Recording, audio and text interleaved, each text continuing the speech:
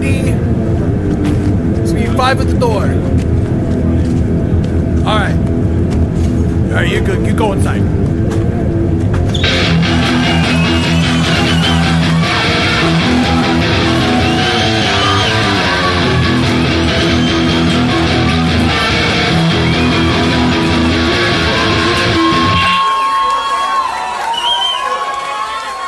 Good morning, everybody. I have a little preface. I'm doing this kind of, it's not a next season. I don't believe in seasons for this project because it's kind of like podcasting should just be kind of straightforward. I feel weird about this being anything other than just forward movement. But when I started this project, one of the first people that I reached out to was Ben Soy from A Place for Owls, and they have a new record coming up. So while I'm doing this kind of next thing that I'm doing, I've got Ben with me. Good morning.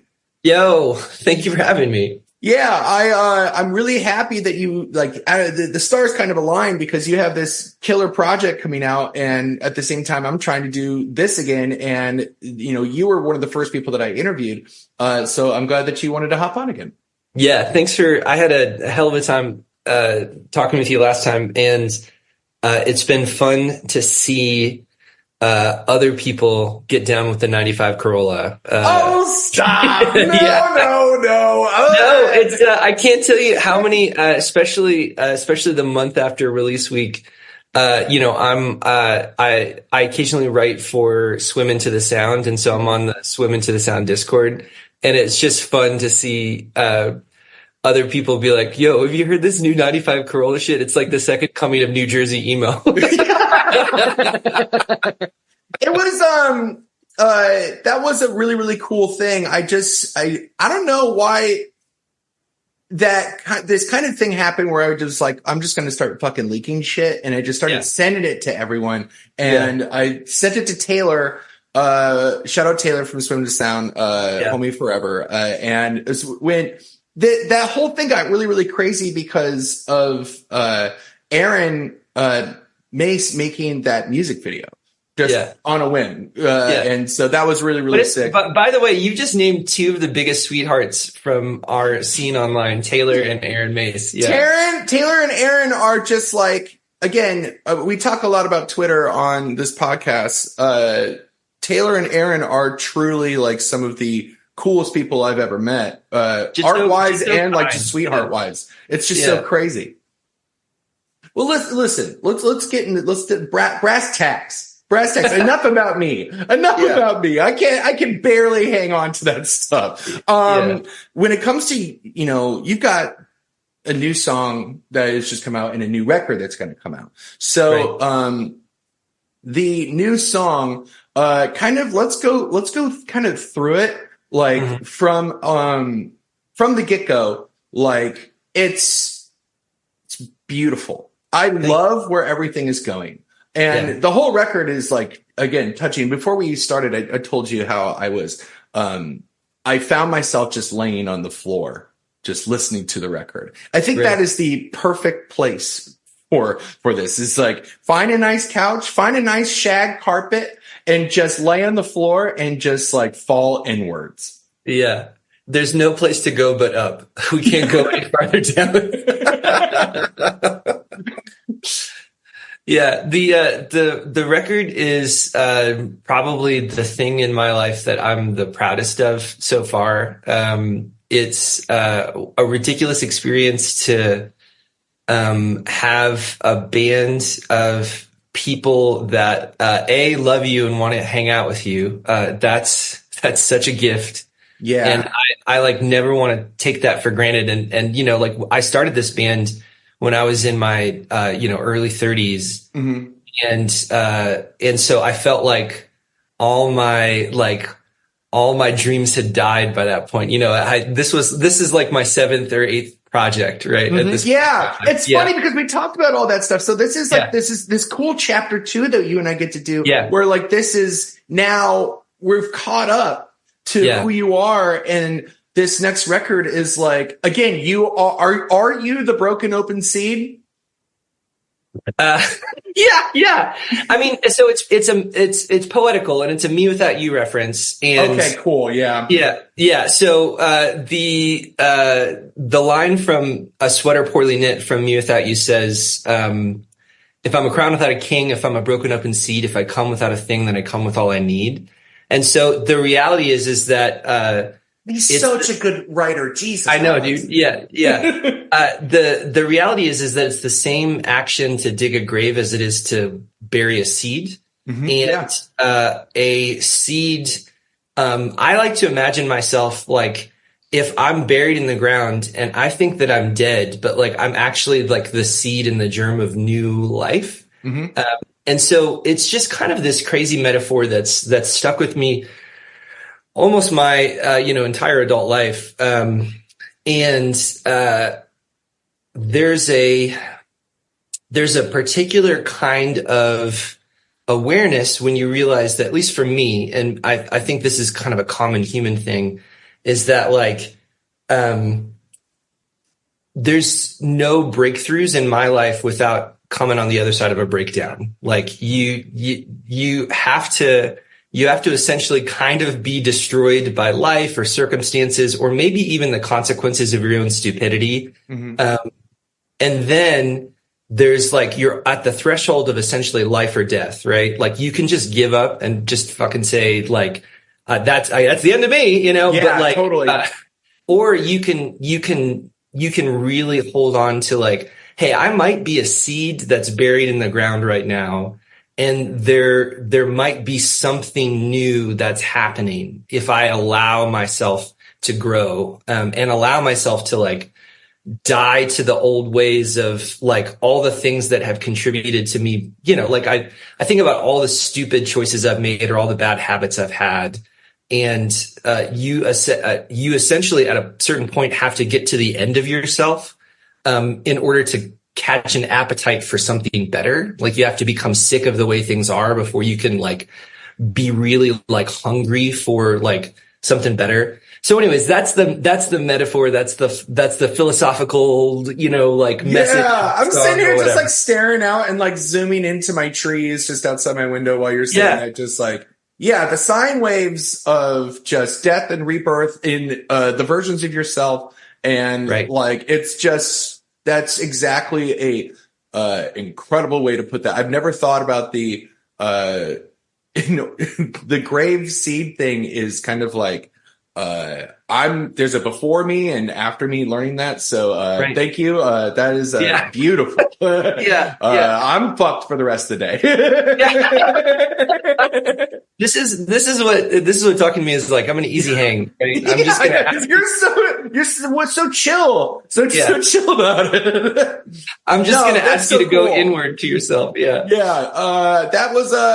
That's something. And it probably coincides with like a lot of the themes from this record, you know, how we dig the earth. It's, would you say that like, I was thinking about the record before this, how it starts kind of with a Game Boy and like, is it a Game Boy, correct? It's like, it's that 8-bit vibe. Yeah. Okay, cool. So it's just like that 8-bit vibe. There's something a little childish and then there's something almost naive and fun with it. And then you guys show how serious you are. And then there's kind of the lack of that in this record, which is this, would you say that like the decision to kind of go away from that is like, hey, no, we're all grown up? Or is it just because those sounds just didn't work for this record? Well, so it's, two things. One is, when we put the first record out, we expected no one to give one shit about it. You know, we worked on this for 2 years, total DIY projects. Nick Weber and Jesse Cowan, like recorded the whole thing themselves, engineered, mixed it, you know, Nick mixed the whole thing. We expected like our wives and like extended families to be like, good job, dear. You know, like, totally. Every moment spent away from me was worth it because you have this. Yeah. That's so funny. You're totally right. Where it's just like when you start doing this stuff, it's just for this thing that you're just catching as it spills out, and then watching it grow is more shocking than not. Yeah, and so there was a lot more pressure going into this second record because people actually seemed to care. And it's like, in the grand scheme of things, it's like we're not rock stars, but there are, eyes. There are eyes. Yeah, totally. There's people that I respect their opinion that like my band. You know what I mean? Yeah, and so there was a lot more pressure. And then so the first thing. And then the second thing is like I write songs as a way to look at my current state, right? So like my main form of self check-in and self-therapy almost is like to just spend an hour with the guitar, vomit whatever is inside of me, and then look at it. And I don't often slow down enough to sort of check in with myself on the norm. And so the songwriting became like, this is the main way that I'm actually kind of aware of what's going on internally and in my life. And it just happened that like I was going through probably the shittiest year of my life when I wrote these songs. Like some really heavy stuff happened, death and of people that we loved, and death of people that were complicated. Like my stepdad died, who was not a good dude and was not a good person to me and to my brother and to our extended family. And so like all of the stuff that I'm just naturally writing about. And I almost want, like, half the songs that are on the record, I almost wanted to like keep away, like put away and just be like, that was good for me to write about it. But I don't know if anyone needs to hear that. I don't know if that's anybody's business or whatever. And there's some self-consciousness when you find yourself being that sort of naked on a voice memo, you know? Yeah. I love that because I think first of all, I think everyone sings to the mirror, or at least like the mirror sings back. And like, that's kind of like the thing that, I think a lot of writers, focus on, like that navel gazing kind of thing. And I think, kind of again, that sine wave thing of like, hey, there is all this stuff that's happening through the alchemical process. It's going to come out in this way.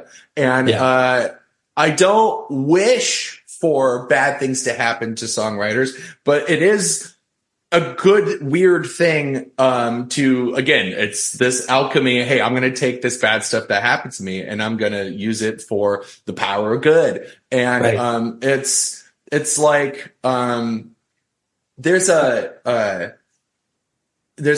band from the 90s called Fastball.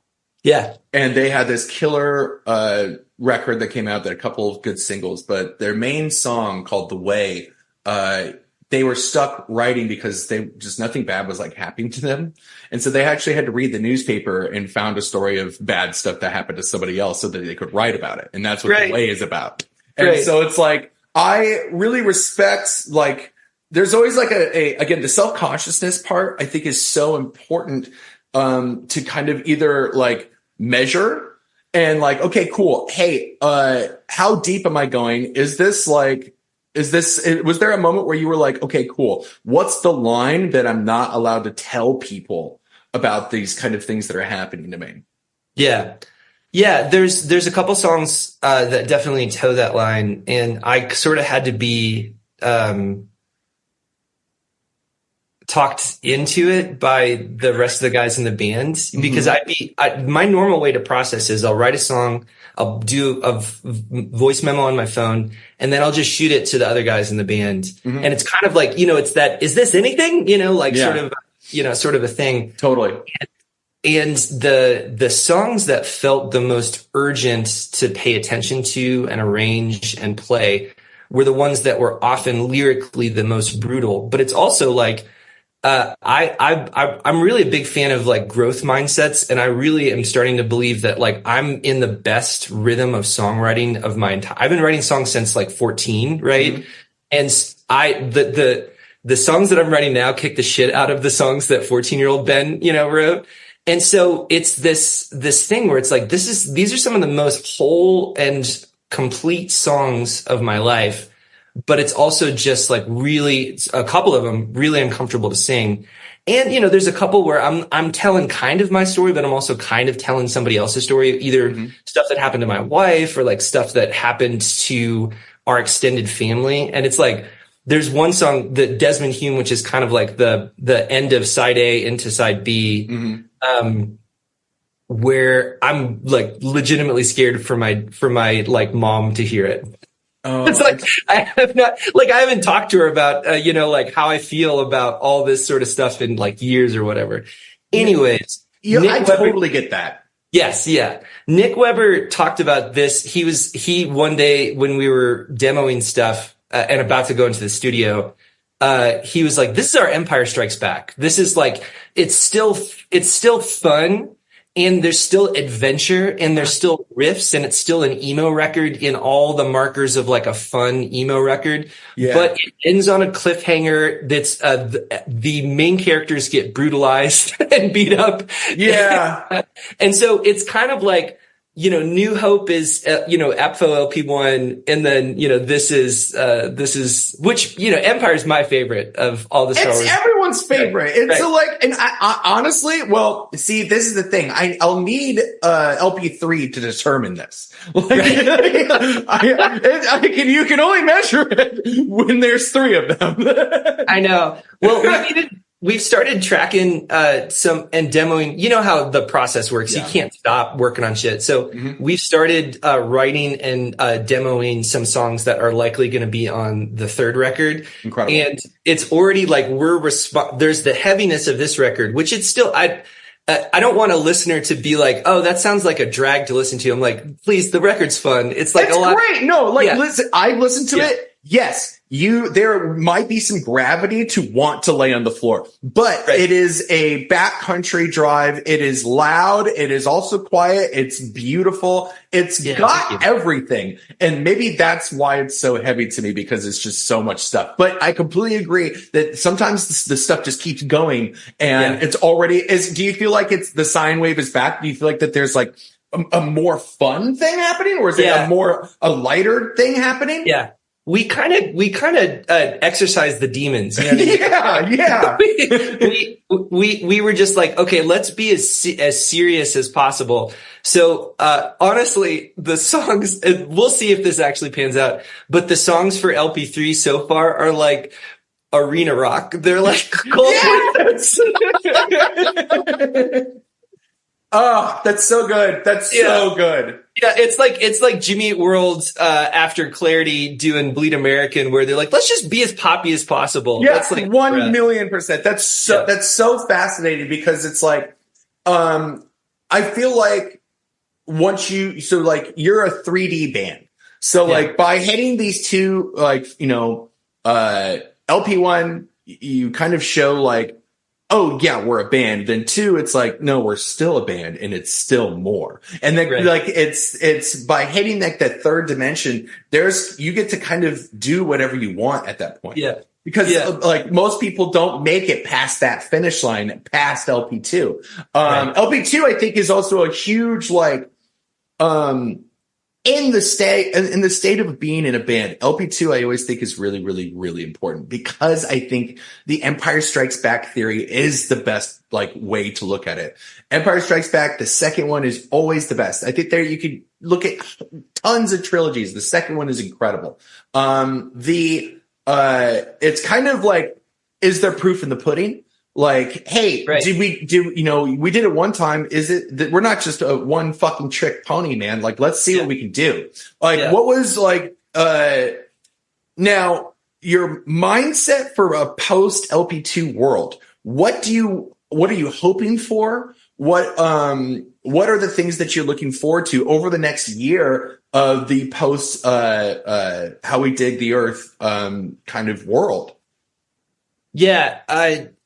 I think there's 2 kind of competing ambitions. One is to stay really grateful and humble is such a fucking stupid way to put it, you know? Dude, you know what? Yeah. It's the only word for it, though. I totally agree here. It's humble is just, I don't like the word, but it's the only way to describe it. Right. Yeah. So there's just like a not feeling entitled to anything. Sure. Like no one owes me anything. I don't, like, it would be sick if we just consistently, opened for some of the best bands in our genre. Mm-hmm. And it would be sick if we went on some, cause we're all, going on tours for long swaths of the year is just out of the cards for us because we're all like day job and have families and responsibilities. Half of us have kids, mm-hmm. So it's just like a different set of arithmetic to figure a lot of these things out than when you're 20 years old. Uh-huh. And so, but it would be sick to keep doing some weekenders with some bigger bands, right? So like last year, we did those 3 dates with Switchfoot. We did 3 dates with May. Depending upon when this drops, this probably will be public knowledge, but we got picked to open for Foxy in Denver. Oh, fucking yeah, right? We didn't. Yeah, I know. Yeah, I'm so mad. Dude, I'm so jealous. That's my favorite band in the whole world. You are so. Oh, that's so good. Oh, it's gonna be so good. Fuck. I know. Good. It's a difficult thing to talk about because half of my friends applied for it and didn't get it, right? And but you know what? It makes sense because it's just like everyone loves that band, and they should. Well, and if you don't, you should. It's like the best band in the fucking world. So congratulations. That's so sick and so heavy because that's going to be like such a beautiful. Man, I should just go drive out for that. That would be. I should just do that. I'm going to tell my wife. It's not only Foxy, but it's from Indian Lakes, which is one of my favorite bands of all time. I could talk shop about both of those bands and they're one of those bands that have had discographies. Yes. It's like Me Without You, right? Where they never repeat themselves. Mm-hmm. And Foxy is that way. They're true artists pushing themselves. And From Indian Lakes is that way too. Yeah. They've got their sounds that they've developed, but like, I'm a sort of iconoclast in the From Indian Lakes sort of community because my favorite record is In a Mirror Dimly, which is their like electro pop record. They it was like boop boop boop boop boop boop, like that's how I am with Draw Down the Moon. Like I am such a fervent believer of that fucking record. And there were so many people that were like, what are they doing? And I was like, no, let them cook. Let them cook. Let them cook. Let them fucking cook because this is so good. Like I got into D&D because of that record. Yeah, for real. Like that's real. Like, I'm so proud of you. Just in general, just so proud of you. LP2 is such a step. Opening for Foxy is so cool. Like, I think that your guys' next year, I think that I've listened to the record. I think that the sky's the fucking limit. I agree with you with this weekender thing though. I'm 36. Like when we spoke, I was 35. Like I'm never going to do anything more than 5 days, and 5 days is a fucking stretch. Like dude, it's a stretch. And you know what? There's kind of but there's something interesting. There's power in saying no to this shit. I think that it's like, no, I know what I want.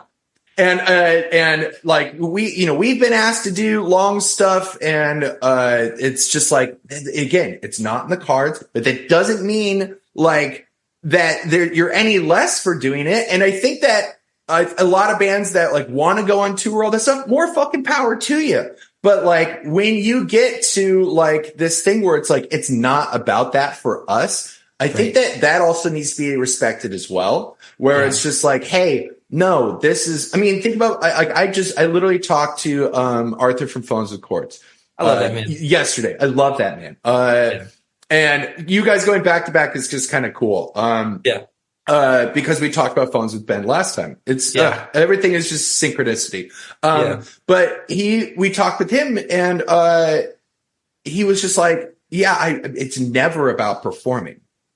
It's the concept about performing is it's whatever. I just want to make music. And I'm like, I think that there's these levels of artists that either need to be respected or understood that it is still valid and still okay that, hey, I'm still putting out music. Just because I'm not fucking playing or touring doesn't mean anything. Yeah. Obviously none of us are the Beatles, right? But like, right. they made the choice, halfway through their career to just be a recording band, Yes, 1,000,000%. And we still like playing live, but all we can really get away with, because you don't want to oversaturate your local market, is like all we really can get away with is like doing one headlining show a year in Denver. Yeah. and then we like we've always been big proponents of asking ye shall receive, right? So like we are constantly hitting up bands that we love and respect that are coming through town to Denver to be like, hey, if you don't know about us, we're a really sick band. We would love to open for you. And it's like, that just keeps working enough for us that like we can just be like, my biggest ambition at this point is to be the go-to local opener for like big bands that come through town. You and I are the exact same person. Yeah. That's exactly what I want. Like, I don't want to be on tour for 6 years. Like, I just want to hang out with the bands that I like. Like, that's it. And I think that's fine. Like, I think that it's really important to like, it's again, important to go to your scene and like show up and do the thing. But it's not important to play all the time. No. I think it's important to mainly just make and create. Yeah. And I think that, maybe that's why you and I have like really connected on all this stuff and have for the last year.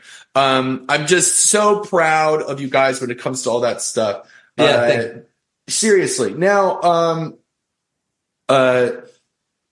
what do you guys have going on? Kind of like, are you guys doing the music video thing? Are you guys going to be trying like what stuff that are you going to be doing this round of promotion that is going to be different from the first round?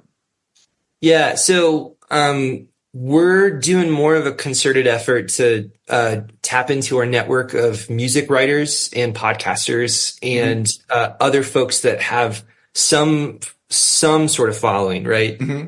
And we also, I'm a big proponent of if you are the sort of I like music in general, and so I want to talk about music that I like, and I'm just going to do that naturally. A happy consequence of that is that if you are the sort of person that is a hype man or hype woman or person for other bands, then that good karma comes back to you, that like you're essentially not only you need to make good art in the first place for anybody to like actually hype it up. No one's going to like hype up mediocre art just because they like you for a long time. Like you might do a pity post, but like after that, you have to actually love the project to like actually be an evangelist for it. Right. Mm-hmm. So I'm a big fan of like, hey, if you put positivity out in the world, then that positivity will come back to you. And so we've just developed these friendships with a bunch of people through mostly Twitter and online spaces where it's so funny. No one's going to be able to see this because I never post a video of this, but I do all of these on Zoom. And there's one thing that Ben does is that he does a lot of thumbs ups. No one thumbs up apparently more than Ben. And for some reason, Zoom has this thing that lets you know. Yeah. Well, yeah, it does. Zoom has a wild thing. He keeps thumbs up and then it keeps showing like a thumbs up thought bubble. Yeah, and yeah. I know that you and I have been holding back our laughter every time we see it. So funny. So anyways, I think we're really leaning on our network of people and friends that we have to like actually just talk about the record. Mm-hmm. And we shot our shot again. Like we emailed writers from Pitchfork and Paste and Stereogum and some bigger music publications. And so we're being a little bit more ambitious with that stuff. And all that's outside of our control. All we can do is input the faithfulness on the front end of just working hard at it. And, you know, it's that gardening metaphor. It's just planting seeds. You don't fucking know which seed that you actually plant is going to be the one that actually you consume as this precious fruit later on. Right. Mm-hmm. And so, we are doing a music video. We're doing the second single is Tattoo of a Candle. You know, I'm smoking cigarettes with Daniel. Yeah. Great. And we're doing a video for that one. And it's the same, our buddy Michael, who shot the Do I Feel at Home Here video that we did for LP1. Cool. He's doing that too. Incredible. So I don't know, man, it's hard to figure out what a sustainable, truly DIY promotion, sort of like toolbox is. We've developed a very relational approach to where we're going to build an email list. We're going to build a community on Twitter and a little bit on Instagram. And we're going to try to like be positive and trust the universe that positivity will come back to us. Right. Mm-hmm. But like, I don't know. It's all kind of like, it's dark when you plant a seed and you just don't know what fruit's going to come from it. So speaking of like the social media stuff, do you, I find Twitter to kind of be easy. I think, and not easy. It's more like the threshold it takes to post. The threshold it takes to tweet, is thin. In comparison to like Instagram and things like that, what are the things that like you would tell like, a guy who's like, you know, a person who's, finished like an EP and they're like, they don't have any social media stuff. What would you give like as advice to them on like, kind of like, do you believe in TikTok? Do you believe in Instagram? Like kind of your value system in those things? A lot of people show up online to be listened to and to be heard. Mm-hmm. And there's something psychologically where most of us can sniff that out of like, this dude's not actually about the scene or the community. This dude just is using it as promotion in a sort of gross capitalistic sort of a way, right? Mm-hmm. He's using online tools or relationships with people as a stepping stone to get what he wants or whatever. Mm-hmm. And I think my main advice, and this is my same mindset with a local scene and with social media, is just become somebody who supports other people. Like show up to local shows, you don't have to love every local band, but find 2 or 3 local bands that like, for me, it's like Buddy Bench and Broken Record. And anytime those guys play, I try to be there. We like to play with them a lot. And so you can build up a community locally. And it's the same thing with online. Now, Twitter, I think it's easy for me. It's not easy for other people, right? Sure, exactly. We're all built different, right? But it's easy for me because I can literally just be like, here's a song I'm listening to today. It rocks. You should listen to it too. You know, it's so easy to do that. I know. Like, I think that you and I see the format, like where when we think about like, hey, cool, I want to lift somebody up. How am I going to do that? And it's just like very, very simple to kind of go through those steps. Like the elevator is like 2 floors where like for me, posting on Instagram, it's like 8 floors. It's just like, I can't for some reason just figure out posting on Instagram and feel Instagram for us is more big announcements. So it's like if we're releasing an album or we're playing a sick live show, it's not for the stupid, thoughtless, just like, you know, and I like the stupid, thoughtless. I like just saying innate shit online, you know? Yes. But Instagram is more sort of like, you got to have a good, compelling image that has the picture of a person on it. And you have to essentially they punish you if you post too frequently, right? Mm. So we basically post every like 3 months when there's something big that we're announcing or whatever. Cool.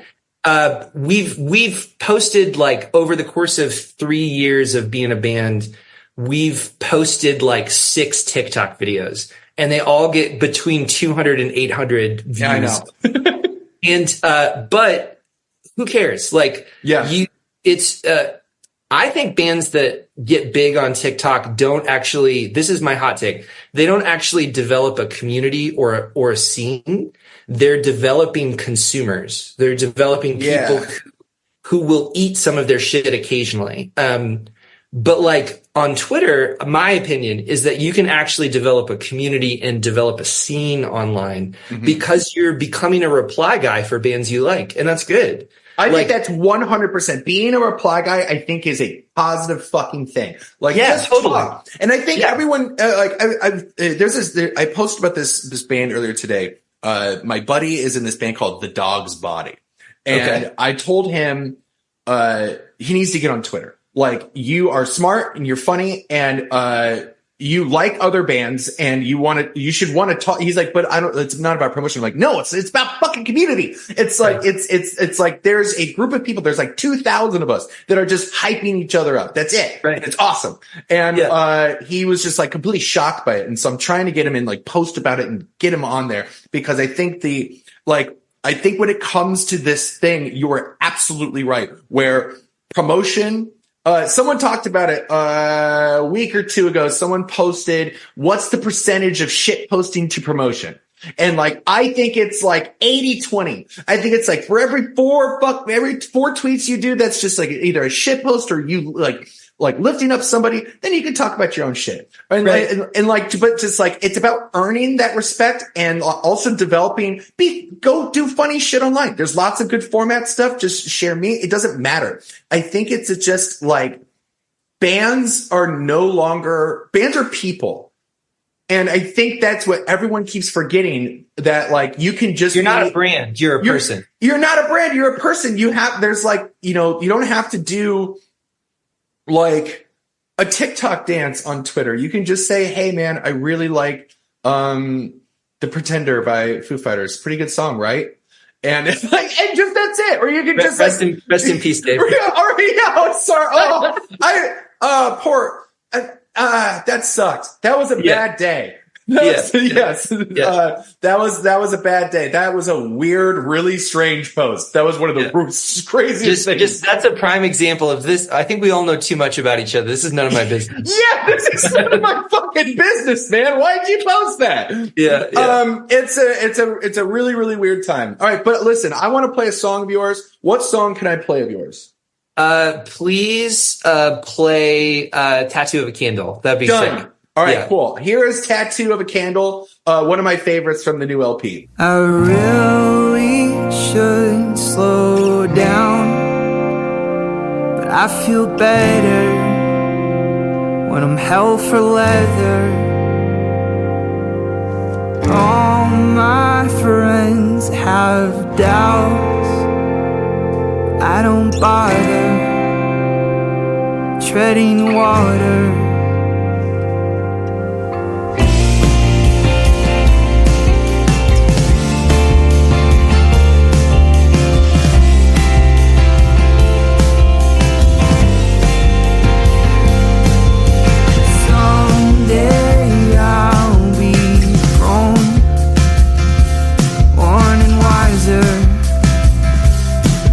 Divisor. But if it all goes up in smoke, I'll tend to fire till I expire. I'm smoking cigarettes with Daniel, a tattoo of a candle, flicker and a fade. Everything has changed. I don't need another reason. It's just another season. Leaves will fall and fade. Everything's the same. Da da da da da da da da da da da da.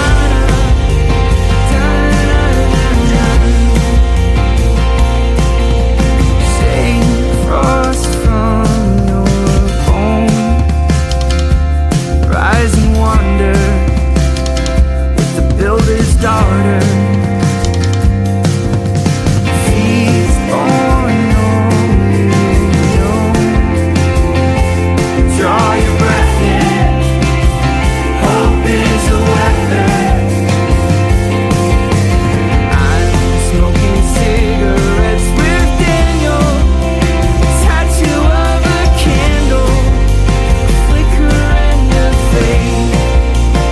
Everything has changed. I don't need another reason. It's just another season. Leaves will fall and fade. Everything's the same. Da da da da da da da da da da da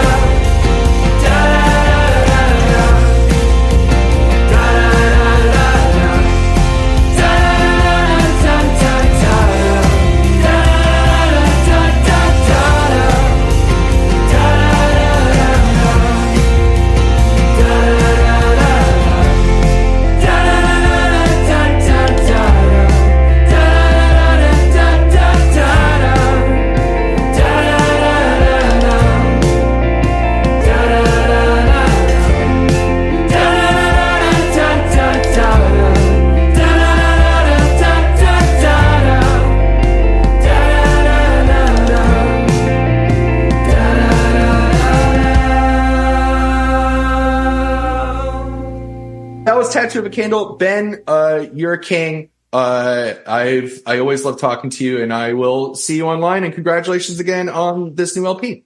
Thanks so much, bud. I love talking to you too. All right, cool. Take it easy. Bye.